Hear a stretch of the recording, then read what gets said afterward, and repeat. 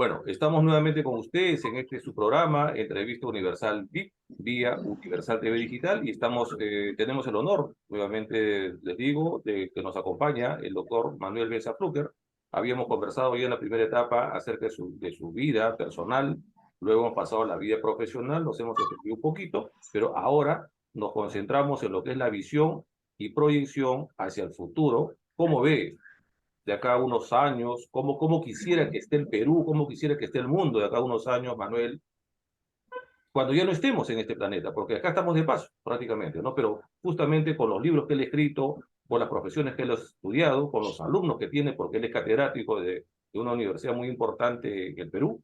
Entonces Sí, quisiéramos saber esa visión. Pero antes le va a responder la pregunta que quedó pendiente a Jacqueline. Adelante, doctor. claro. Con mucho gusto. Jacqueline, te pido por favor que me resumas la pregunta porque con todo gusto la respondo. Sí, bueno, te preguntaba básicamente sobre los últimos gobiernos del Perú, ¿no?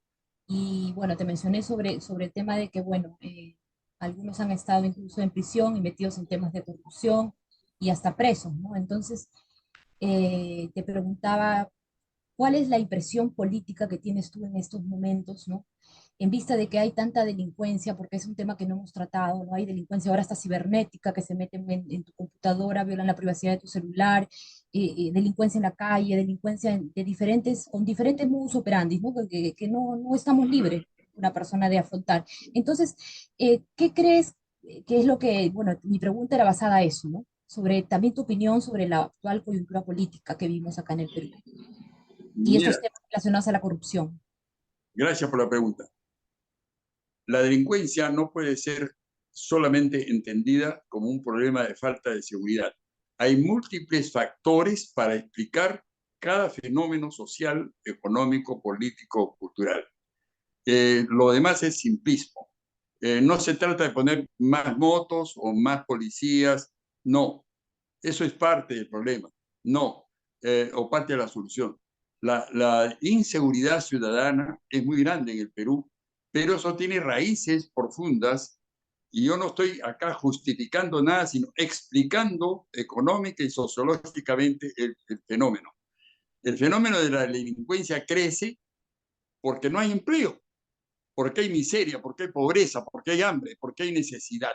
Si la gente no tuviera necesidad, se reduciría inmediatamente la delincuencia, porque la gente no tendría ninguna razón para buscar desarrollar su imaginación para robar. No, la verdad pues es que sin puestos de trabajo, sin, digamos, la posibilidad de, digamos, de mantener a los hijos con tranquilidad, con la esperanza de que van a estar asegurados, que tienen seguro social, etcétera, trabajo y seguro, ¿no? Pues sin eso siempre va a haber mayor delincuencia. Por eso es que la delincuencia no se arregla con más policías o más soldados. Eso meten bala y punto, pero no han resuelto absolutamente nada. Y No eso han es lo que resuelto ujú, absolutamente nada con acabamos de este vivir, lastre social, con este flagelo, ¿no? Que claro, tanto daño hace a Latinoamérica. en América Latina se está viviendo con sus más y con sus menos un problema parecido al Perú, porque salvo Brasil en parte y México en parte, esos dos países se están industrializando. Y justamente el triunfo de Lula digamos, se debe a que él prometió retornar a un proceso de industrialización que fue cortado por Bolsonaro, ¿ya? Eh, y en México se está dando también un proceso de industrialización. Eso es verdad. Con el gran Y presidente claro, de México. claro, pero en 2 años que le restan a AMLO, a Andrés Manuel López Obrador, no va a lograr una industrialización en México.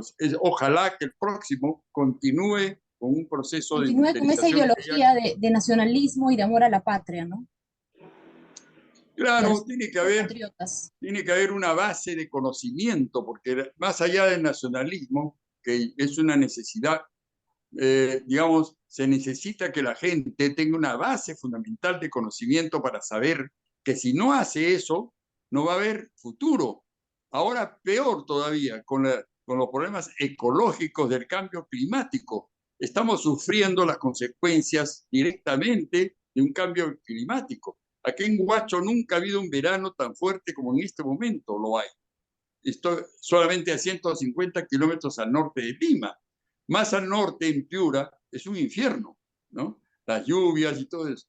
Eso se debe al cambio climático mundial, es decir, a la producción excesiva de gases que producen el efecto invernadero. Y eso tiene que ver con, digamos, rigurosas medidas que las COP, que son estas reuniones bianuales que se hacen para, digamos, buscar que el clima no se caliente, porque si no, en 20 años ya no va a haber retroceso y vamos a vivir un infierno para nuestros hijos. Exacto. Muy Muy bien, muy importante lo bien, que acaba muy de bien. mencionar. Yo creo que sí, muy bien. Es verdad, mi querido Manuel, es verdad todo lo que estás diciendo. Estamos viviendo unos cambios climáticos tremendos. Yo necesito realmente secarme un poco lo que uno transpira, porque acá en Lima también estamos viviendo el clima que no lo vivíamos antes. No estamos acostumbrados a tanto calor realmente. Y felizmente que no nos ha atacado tanto acá en Lima, eh, pero sabemos que en provincias, ¿no? Por la naturaleza misma, los cauces de los ríos se han desbordado y porque se permite justamente que las personas construyan, ¿no? En la ribera de los ríos, porque realmente no deberían construir ahí, pero bueno, es un tema que realmente es muy profundo para analizar tremendamente y nos quedaría muy corto el programa. Ahora quisiera que nos aboquemos justamente a esa visión, esa proyección que tiene, porque todos tenemos una visión y una proyección, Manuel.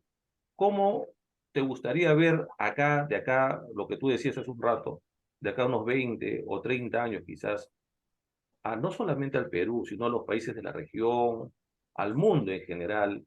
¿Estás trabajando en ello, aparte de dejar tus libros? Porque los libros, mi abuelo me decía, un hombre no se debe morir sin tener un hijo, escribir un libro y sembrar un árbol, me decía mi abuelo. Sí, sí. Entonces, en este caso, ¿cómo ves, cómo te visionas, cómo te A mí proyeccionas? también me lo decía mi padre y me lo dice mi padre aún. Sí, Bueno, cierto, sí, es cierto. ya, Ahora, vamos a ver. bueno, tiene que haber viabilidad. No hay viabilidad en este momento. Así como están las cosas con las reglas de juego que tiene el Perú en este momento, que es básicamente la constitución, pero también la ausencia de partidos políticos reales con democracia interna que puedan elegir a los candidatos, o sea, que la población, no solamente los militantes o afiliados a los partidos, sino que cualquier ciudadano pueda votar por los candidatos de cualquier partido en elecciones internas abiertas. Eso se llama PASO en Argentina, ¿ya? Las primarias abiertas, digamos, que son obligatorias además, ¿no? Entonces eso, sin eso, no van a haber partidos jamás. Lo que hay es ahora, por ejemplo, el señor López Aliaga lo que ha hecho es muy simple. Compró un partido. Es más, yo conocí a la persona que era dueña de ese partido, ¿no? Lo compró por $2 millones y no fundó ningún comité, ni, como le exigen a cualquiera para inscribirse. Hay que fundar 67 comités con 50 militantes, cada uno notarialmente certificados, y además presentar 60.000 firmas. Eso se obvia poniendo $2 millones, ya tienes el logotipo y puedes poner candidatos y hasta congresistas y hasta alcaldes, ¿no? Entonces eso no puede ser. Tiene que haber vida interior en los partidos como lo había antes. Yo he ido al aula magna a escuchar a Aya de la Torre, por ejemplo, ¿no? Qué La maravilla. democracia cristiana tenía grandes maestros como Héctor Cornejo Chávez, como Alain Sagrundi, como Mario Polar, y nosotros aprendíamos de ellos, ¿no? Que han Pero dejado ahora no, huellas positivas en la humanidad y que podemos recordar, a pesar de que ellos ya no están, esas huellas de amor que han dejado por ser gente idealista, ¿no? Porque justo por los grandes idealistas y aquellas personas que tienen grandes sueños, nacen accionares tan importantes y trascendentes que ahora nosotros podemos recordar con amor, ¿no? Por ejemplo, has mencionado a Aya de la Torre, es una de las personas que yo también claro, admiro mucho. un modelo a seguir, porque resulta que en la Constitución de 1979 la presidió el propio Víctor Raúl Ayala Torre, y cuando él se comenzó a enfermar de cáncer, ¿quién lo reemplazó? El gran pensador Luis Alberto Sánchez. Eran otros tiempos, pues, ¿ya? Habían Habían políticos. líderes apristas que tenían un gran nivel intelectual, ¿ya? Y yo debo reconocerlo, aunque yo nunca fui aprista, pero eso es verdad. Yo fui diputado nacional y tenía muchos amigos en el APRA, porque don Fernando León de Vivero fue presidente 2 veces de la Cámara y era gran amigo de él, ¿no? Yo fui el que le di la idea de que construya una plaza detrás del Congreso que se llama Sánchez Carrión, que es el creador de la República del Perú, ¿no es cierto? Y el auditorio del Congreso se llama José Faustino Sánchez Carrión por eso mismo, ¿no? Bueno, pues, ¿quién sabe en este momento que José Faustino Sánchez Carrión es el héroe civil de la independencia del Perú y que el héroe militar de la independencia del Perú se llama Francisco Vidal, ¿no? Y que yo tengo un héroe, sí, tengo un libro escrito y no lo puedo editar porque no tengo plata para eso. Y Francisco Vidal peleó 134 batallas, no solo en el Perú, sino en Chile y en el Ecuador, ¿no? ¿Y cuántas batallas peleó San Martín? Ninguna. ¿Y cuántas batallas peleó Bolívar acá? Una. ¿Ya? Este señor peleó 134, llegó hasta general y fue presidente del Perú, ¿no? Es un supano que fue la primera vez que se proclamó la independencia del Perú, fue en Supe, el 5 de abril de 1819. ¿Y quién lo felicita? ¿Quién soy? Creo que estoy. Nadie. Un héroe anónimo. Un héroe olvidado, porque realmente no lo quisieron reconocer como tal, ¿no? Pero siempre sobre los Francisco grandes Vidal, cambios, los grandes cambios lo preceden luchas sociales importantes, ¿no? Y yo creo que cuando esto se pueda cristalizar, se pueda consolidar, va a pasar una brecha bastante positiva para el desarrollo de nuestras políticas nacionales, ¿no? Y seguramente también podemos mirar toda esta dinámica en toda Latinoamérica, con presidentes que también están hablando muy bien de las mejoras de su gobierno, teniendo una visión enriquecedora en cuanto a los recursos que ellos también tienen, ¿no? Como tú me dices, tú tienes un libro ahora, ¿no? Que vas a publicar, que seguramente pronto le vamos a hacer la publicidad acá porque el dinero solo es una consecuencia, ¿no? Tienes lo más importante, el capital intelectual, que es algo que otros no lo van a tener. Y con ese capital intelectual seguramente tú vas a poder publicar muy pronto tu libro y enriquecernos, porque un país educado es un país que sabe elegir presidentes y un país que sabe respetar la democracia, la gobernabilidad y el Estado de Derecho. Por eso estuvimos motivados a hacer esta entrevista, Manuel.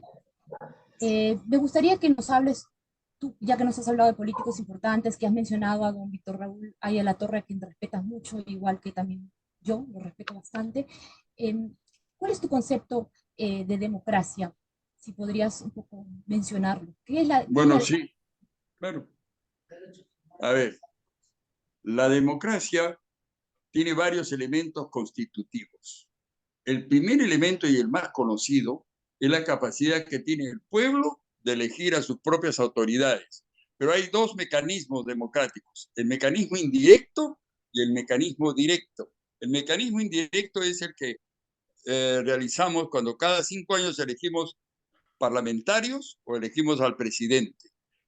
Los elegimos para que ellos hablen y decidan por nosotros. Eso se llama mecanismo indirecto. El mecanismo directo es el referéndum, cuando el ciudadano tiene el poder de decidir sí o no está de acuerdo con esto o con lo otro. Y eso, en este momento, los congresistas, la actual mayoría congresal, pues no quiere que se haga. Yo creo, por ejemplo, que se debería preguntar a la población si está de acuerdo o no con una nueva asamblea constituyente. Y si no está de acuerdo, pues no se hace. Y si está de acuerdo, se tiene que elegir.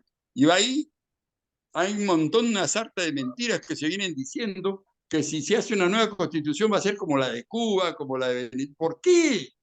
Si podría ser como en el año 79, donde un tercio Una de era las de mejores. izquierda, un tercio de derecha y un tercio de centro. y entonces se tuvieron que poner de acuerdo y al final hubo una constitución mucho más equilibrada que la actual, ¿no? Bueno, pues ese no fue el caso. En la constituyente del 93, de los 80 que había, que no trabajaron un año, sino solo 6 meses, 70 eran seguidores de Fujimori, ¿no? Entonces no había ningún consenso, ninguna posibilidad de acuerdo. Ok, ¿no? ok, Manuel, muchas Qué gracias. Muchas interesante lo que gracias vas a por mencionar, la... Manuel. Muchas gracias por tus declaraciones, Manuel. Tú eres un sociólogo, politólogo, economista político y Especialista con trayectoria sobre estos temas. además arquitecto, que nos cuentas de que no has podido ejercer tu profesión de arquitectura tan linda también que es. Pero mira, yo quisiera Pero lo importante es que la terminó y lo importante es que puede rescatar lo más importante de todo lo que ha aprendido. Exacto. Yo quisiera decirte algo, porque todos tenemos un corazoncito político. Este programa no es político, pero tú eres político, entonces necesariamente tienes que hablar un poco de política y las preguntas también van en torno a eso. En este caso, fíjate lo que yo particularmente visiono hacia el futuro, no solamente del Perú, sino del mundo entero. Te voy a decir 3 cositas nada más que yo visiono de acá a unos 30 años, por ejemplo. 3 décadas. Que ningún peruano, ningún ser humano, nazca con la posibilidad y con el derecho absoluto, desde 0 años hasta los 25 años, de tener salud integral, educación integral y alimentación integral. Las 3 cosas, los 3 factores. Estoy seguro que de acá a 3 décadas tenemos otro mundo diferente, tenemos otro Perú, tenemos otros países de la región, porque estos chicos que nacen con ese derecho a salud integral, me refiero, no solamente a que se le atienda rigurosamente su salud, sino también que se les dé vitaminas, se le dé todo tipo de atenciones, integral me refiero. Educación integral, que no solamente se le dé las lecciones y que tengan la oportunidad de ir al colegio o a la universidad, sino que se les dé todo lo que se requiere y lo que se necesita para poder educar a esas generaciones. Y tercero, la alimentación, que es fundamental. ¿Cómo le puedes dar educación a un chico gratis si se dice, entre comillas, en el Perú, por ejemplo, la educación es gratuita? Pero si ese chico no tiene que comer, ¿cómo se educa? Si ese chico no tiene que alimentarse, no tiene que de repente por ahí está enfermo en algo, ¿cómo va enfermo, todo legañoso, de repente todo mal, débil, a estudiar? Es incongruente. Entonces yo visiono de que a alguien se le ocurra esto en la cabeza, estoy seguro que ningún político se va a oponer. Es más, sustentado por APPs, por asociaciones públicas privadas, donde el Estado ponga una parte de dinero y también ponga una parte de dinero la parte privada. ¿Y por qué no decir la parte no solamente nacional, sino también internacional? ¿Quién no va a querer que los ciudadanos, que los seres humanos puedan ser mejores de acá siquiera unas 3 décadas? Yo creo que ese es un sueño que tengo yo, mi querido Manuel, y estoy seguro que mientras tengamos vida y voluntad política, vamos a poder hacerlo, mi querido Manuel. Claro, porque no es malo tener un corazón político, es bonito tener un corazón político, porque el hombre por naturaleza es un animal político, decía un escritor conocido, Bueno, entonces no es malo. bueno, es cierto. Todos somos políticos, de alguna manera hay políticos inertes, políticos pasivos. De alguna manera pasamos por las circunstancias políticas del mundo, y si es que no somos políticos activos, alguien que es político activo nos va a poner el sistema para poder nosotros vivirlo. Eso es una verdad y realidad. Bueno, muchísimas gracias, doctor Manuel. Hacen falta más políticos y menos politiqueros. Muchas Si gracias, nosotros tenemos más Jacqueline. políticos, va a ser una maravilla. Gracias también. Muchas gracias, Jacqueline. Muchas gracias. Te dejo las últimas palabras, Gracias, un Jacqueline. honor haberte tenido, Me Manuel. despido de Jacqueline, muchas gracias por esta entrevista. Muy amable. Gracias. Bendiciones, bendiciones. Gracias, muchas gracias, Jacqueline. Muchas gracias. Gracias, Ricardo. Gracias.